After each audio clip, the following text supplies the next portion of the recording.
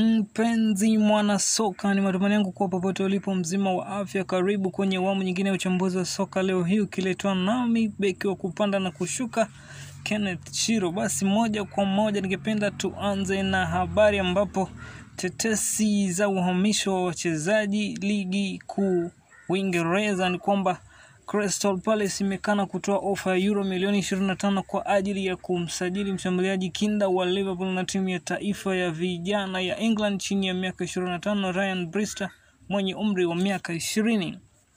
Hata hivyo, tukiachana hayo ni kwamba Everton wako kwenye mazungumzo ya kumsajili mlinzi wa Atletico Madrid na Colombia Santiago Arias mwenye umri wa miaka 20.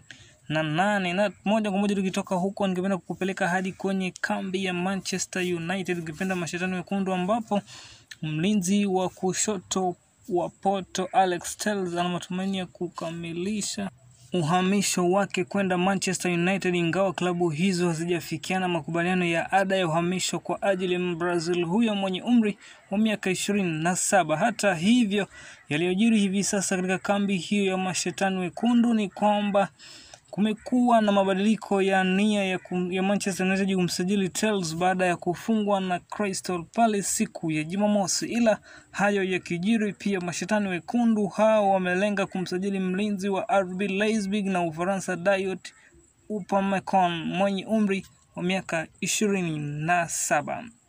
Basi hayo pembeni, ni kwamba Sevilla imethibitisha kwamba imekataa ofa kwa ajili ya mlinzi wake Jules Kounde. Mfaransa huyo anachezea timu ya taifa ya chini ya miaka 21, amekuwa akihusishwa na mpango wa kuhamia Manchester City.